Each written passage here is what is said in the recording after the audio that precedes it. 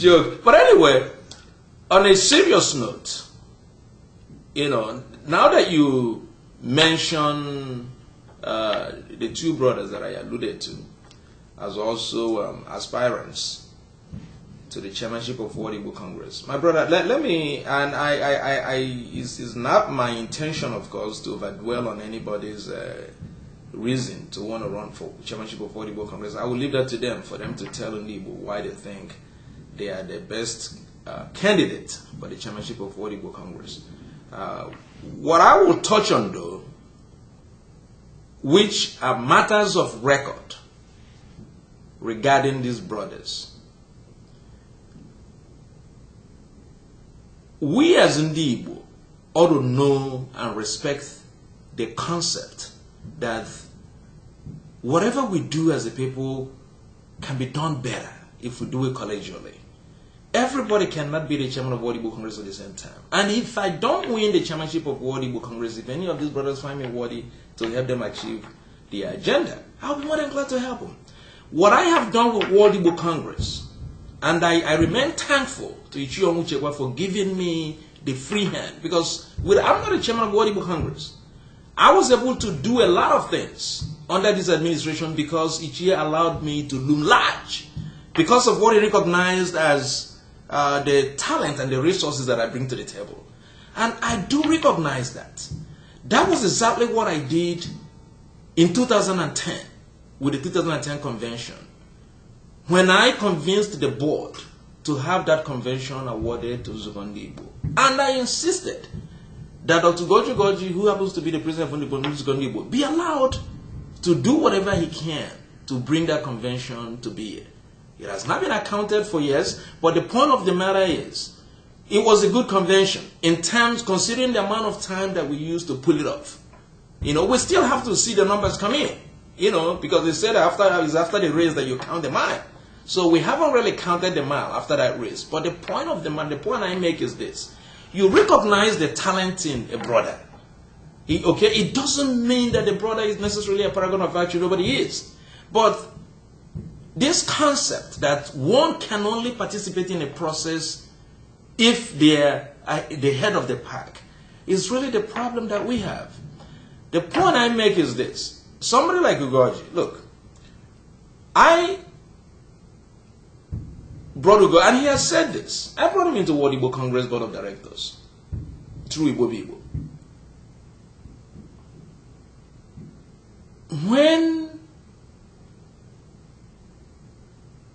an aspiring chairman of World Igbo Congress, in the 6 years that we have sat on the board within these two administrations that have been a Secretary General, has only attended, out of 20 board meetings, he has only attended 6. I mean, you ought to ask, where was he? This thing is a matter of consistency. I have been on the World Igbo Congress, on the World Igbo Congress Board of Directors, I told you earlier, since 2001. I have not missed a single board meeting. Not during Luke Azubike's administration, when he was the Secretary General with Kalu Diogo. Not during Ugo Uzodike's administration, when he was the Secretary General with Kalu Diogo. So I have been there. I necessarily did not agree with these administrations. I had my issues with Dr. Kalu Diogo, as a matter of fact. Even though I served as his legal advisor, I did resign because of some fundamental differences we had. But I didn't shy away. I didn't run away. I kept attending the board meeting. So you have a brother like in the case of Dr. Goji, who has not attended in 6 years. He has attended only 6 board meetings out of 20 board meetings. And this brother thinks is correct, is right. And I talk about the other gentleman and my brother Larry, whom I love dearly and have profound respect for. Larry is a fine gentleman. He's one of the finest Igbo brothers I've seen in contemporary experience. But World Igbo Congress is not about how fine you are. It's good to have that fine gentleman personality. But Larry, as far as I know, holds himself out as the HOD recorder, which in all honesty Larry isn't. Because an HOD recorder is elected annually. The last time Larry was elected an HOD recorder was in Tampa in 2008. He was not re-elected. There was no election of HOD recorder in Washington, D.C. during the convention in 2009. There was no election of HOD recorder in Philadelphia in 2010. So the question now is, the Constitution of World Igbo Congress calls for a renewal of the HOD officers' mandate annually. While the World Igbo Congress officers, like the Secretary General and the Chairman and the rest of the other officers, are elected every 3 years. The HOD officers are elected every year. So the question is, how can a brother who hasn't called a single meeting of the HOD, all the HOD members have, none of them now is financially compliant? You know, I mean, how do you run an organization like World Igbo Congress if you really don't have a handle on an organ of World Igbo Congress like the House of Delegates, or even knowing what the constitutional tenure of your own administration is? I mean, I saw his campaign literature when I did last time I traveled to Houston in the course of this election, and I saw his campaign materials where he says that he's the longest serving HOD recorder. And the question I asked Larry is, longest serving from what time to what time? Is it from 2007 till date? Because if it is from 2007 to date, that representation is flawed. Larry was only an HOD recorder from 2007 to 2008, in 2007 and 2008, because he was not re-elected in 2009. Unless if he's assuming that he remains an HOD recorder by default. The Constitution of World Igbo Congress doesn't call for that kind of status. So I basically say this to tell you that, my brother, the chairmanship of World Igbo Congress is not a place for on-the-job experience. There is room for all of us to work together. You don't necessarily have to be the chairman of World Igbo Congress in order to contribute your fair share to Igbo and diaspora. And at some point, when you maintain the consistency, when you walk through the ropes and understand the intricacies of what is expected of the chairmanship of World Igbo Congress, then you can come to the board and the HOD members and ask them for their mandate to lead World Igbo Congress. In view of what you have mentioned and said and talked about your opponents, would you call for a debate? Would I call for a debate? Would you debate them on a fair panel on sponsored by perhaps an independent organization outside of World Igbo Congress, but would you debate them openly for this seat? Well, my brother, let me tell you something. The World Igbo Congress election is coordinated by an organ called the Electoral Commission. Okay, the Electoral Commission developed guidelines under which the election is going to be conducted. I have absolutely every intention of complying with whatever their guidelines are. If their guideline turns out to be that they want a debate, I would definitely be more than glad to be a part of it. But I'm not going to allow the World Igbo Congress to somehow be corrupted by some outside agencies. I'm not afraid of debate. I debate every day. I'm an attorney at law. That's what I do. So I'm not afraid of debating anybody on any issue. But the point of the matter is that I'm also somebody who believes in discipline. There has to be structure. There has to be an order to a process. If the electoral commissioners who are conducting this election decide that they want the candidates for the chairmanship of World Igbo Congress to participate in a debate, I'll be more than glad to be a part of it. But I'm not going to jump up to any circus atmosphere by some so-called third party or outside agency that wants a debate. This is a World Igbo Congress affair. I very well like that comment, especially the World Igbo Congress affair. Charlie, let me ask you something, but I like to do it immediately after we take a few second breaks. Give us a few seconds to take a break. This is Chief Ajuluchuku in the center arena of the battle for the chairmanship of World Igbo Congress here in central New Jersey. We will be right back. Ladies and gentlemen of the cyberspace world, welcome back to this campaign. And you know, we're right in the middle of New Jersey, where there's fireworks everywhere. There's fireworks in this interview. There's fireworks all over. You can even see some of the fireworks as it is taking place here in New Jersey. You can hear it all over. This is Chief Ajuluchuku. We'll be right back.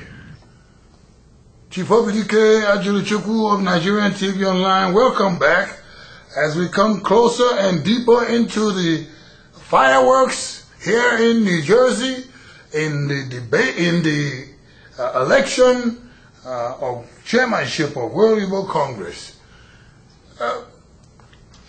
Barrister Chikezie, my dear brother, please. One of the things that makes a good organization work is its constitution. Elaborate somewhat, if you can, on WIC, World Igbo Congress Constitution. There was a person that asked me something who seemed not to know anything about World Igbo Congress. And he said to me, what Congress? What is Congress? What is Igbo Congress in a foreign land?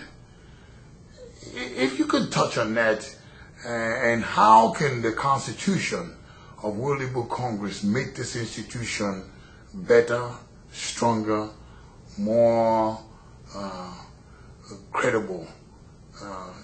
Please respond to that if you can. Well, World Igbo Congress is the name of the organization. It is a federating organization of Igbo organizations in diaspora. It's not only in the United States. As a matter of fact, we have an affiliate in Canada. We have an affiliate in Gabon, Igbo Welfare Association of Gabon. They joined the World Igbo Congress in 2006. Igbo Canadian Community Association, the affiliate actually that will be hosting the 2011 convention of the Congress in Toronto, Canada, joined in 2008. We had an active organization, as a matter of fact, that hosted the WIC convention in 1998 in London, but they have since become inactive. We had an affiliate in Oslo. We had, so it is a federating organization of all the Igbo organizations living outside the mainland. As a matter of fact, that is this concept that the World Igbo Congress should also include those Igbo organizations that exist in Nigeria that are not necessarily in Igbo, in any of the Igbo states. So, how can the Constitution make it a better organization, if I get that to be your question? Yes. It is all about discipline. People have to, the law can only be as effective as the people that the law is made for are willing to comply with the law.